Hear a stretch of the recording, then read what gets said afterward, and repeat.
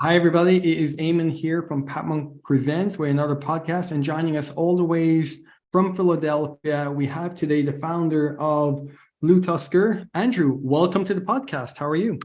Doing good. How you doing? Appreciate you having me.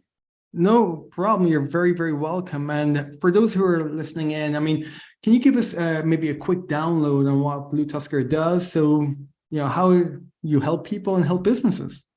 Yeah, so we are a full service marketing company for e-commerce sellers. We focus on basically being an outsourced marketing department for a lot of the sellers we work with, and we help develop omni-channel strategies for them, mostly for sellers that sell on their own website, as well as marketplaces like Amazon, Walmart, eBay, Wayfair, et cetera.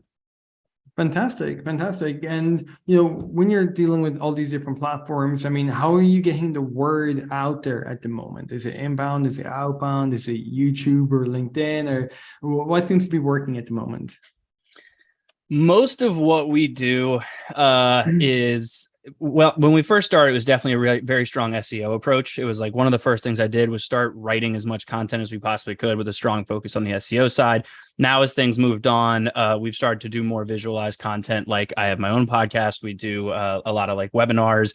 I have different, like we do like tutorial videos and things like that. So really anything we can do from a content side, but otherwise it's mostly inbound right now.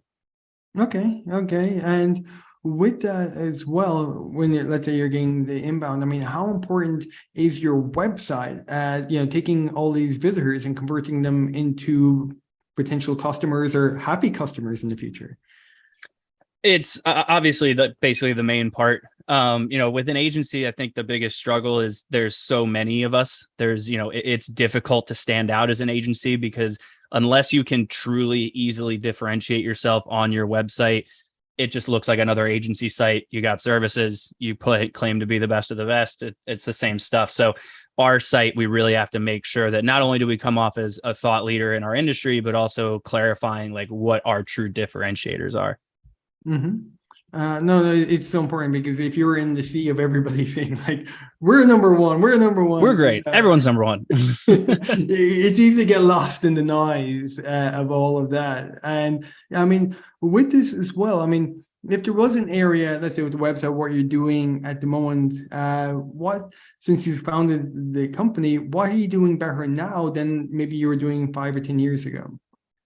Um, One of the things that we started focusing on really from an SEO side. So obviously, you write all this content, you get all this traffic in, but if you're writing articles that are a little bit more generalized, like the chances of those actually converting someone are slim. So then you have to rely on any kind of like retargeting advertising you might have running, but a lot of agencies don't like to go down the advertising route. So Mm-hmm. what we actually started to do is take a real strong look at the way that those articles we were creating are structured so that they're actually showcasing a lot more of not only like case studies and fun stuff like that, but different pieces of gated content, different ways for them to get to different pages to learn about things. So we focused a lot more on the CRO side of the actual articles that we're writing. And then, of course, making sure that for every individualized service that we may have or offer that we may have or whatever it is, it all has its own page. So it's very specific around what the offer is and what we have.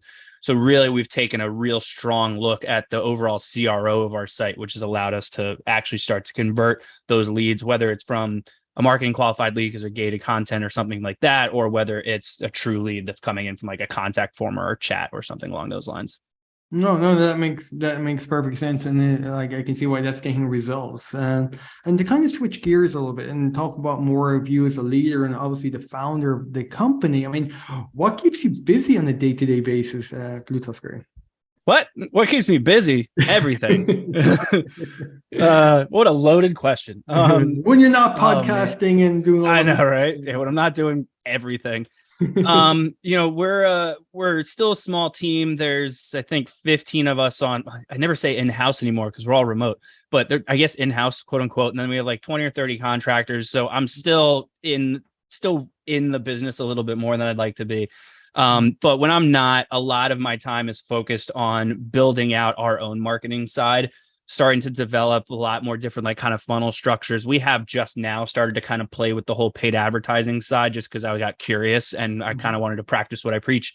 So I've started to really kind of look into building out our own funnels and what kind of different offers we can have. And we just got back into doing like live events and webinars and kind of expanding on the podcast. So that's a little bit more of the direction I've started to head in lately.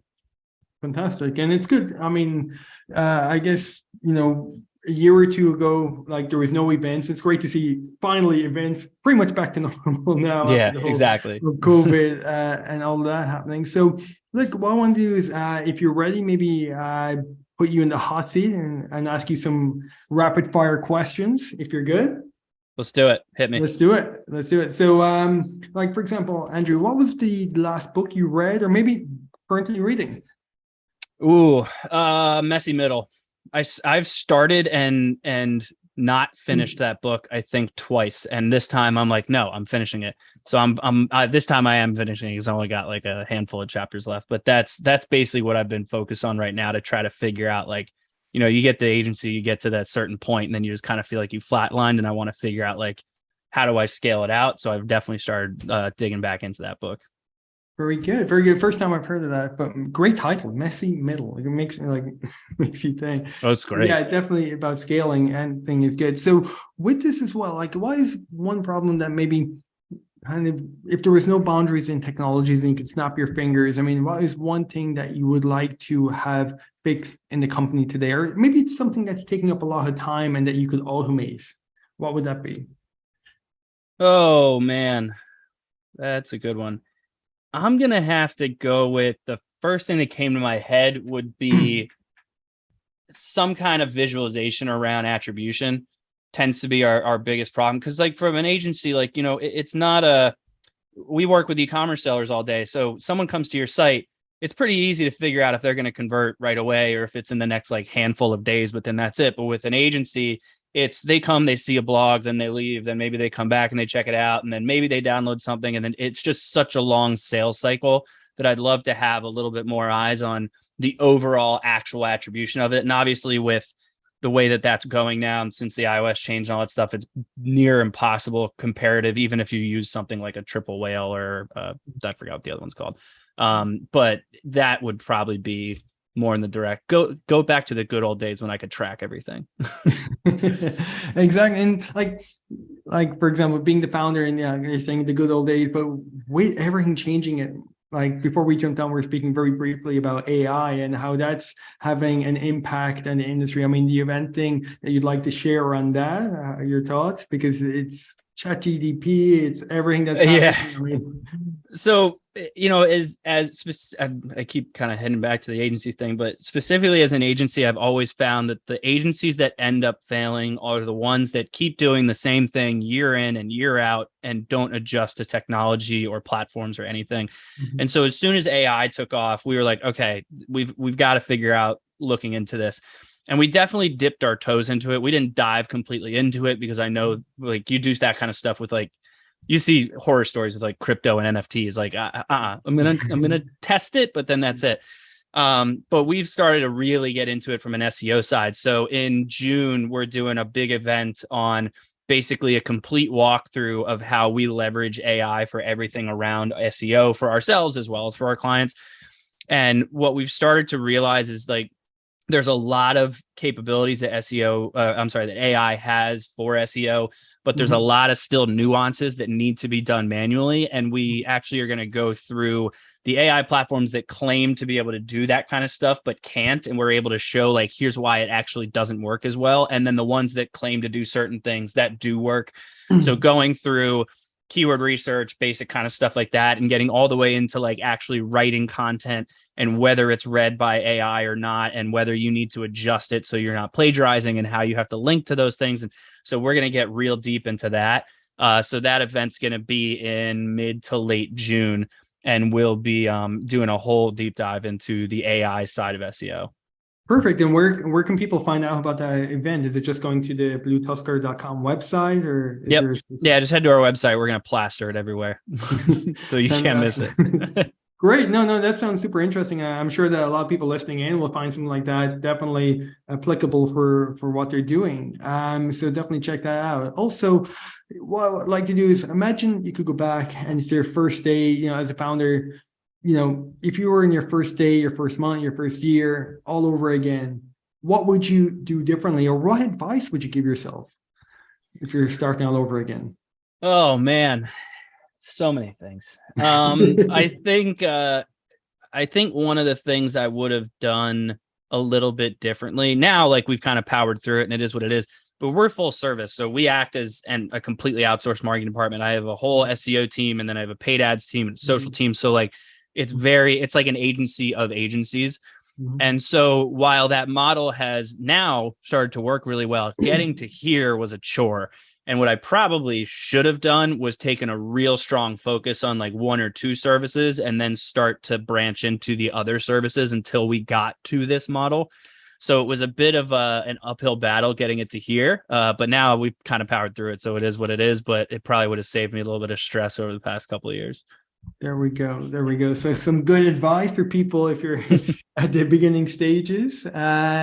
So what I want to do is thank you so much for being on with us today, Andrew. I want to give you the final word. I mean, people will forget everything that we just spoke about, and you want to leave them with one point about BlueTuskr. I mean, what would that be?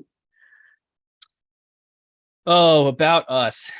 Well, if I'm speaking to a potential client, it would be more around we really do act as like a partner to our clients. Like we're embedded in them. We've got them all set up in Slack. We have all the different like we're basically as if you were to hire one person that came with 15 that can just do everything from a marketing side. So from an e-commerce perspective, we're embedded in that whole industry. And I've never been prouder of the team I've put together. I've been in agencies before, and I know hands down, no questions asked, this is the one.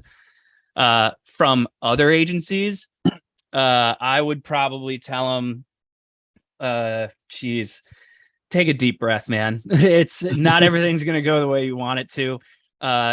Sometimes you really get upset because one thing's not working one way. And the one thing I've learned, especially from the e-commerce side, but every business owner, and then in our case, every product and every product category, or if you're whoever you're working with, every service is completely different. It's provided differently. So for you to template an agency approach is just BS. You just can't do it that way. But sometimes it just doesn't align because you can't control the way that that business is run or the way that that owner wants to run it. And so if you lose a client here and there, like don't stress over it. It's fine. It happens. It's life. It is what it is. And the agency life is interesting. I think my next life, I'm going to start a therapist for just agency owners. Very good, very good. Well, it's good to have that foresight, and thank you so much for sharing and taking the time to join us, Andrew. I'm sure you could be doing a million different things. We really appreciate it. I'm sure our listeners will get a lot of value. So appreciate that. So that is it for today's episode of Pathmonk Presents, and I look forward to seeing everybody on the next episode. So for myself and Andrew, all the best, and bye-bye. Appreciate it.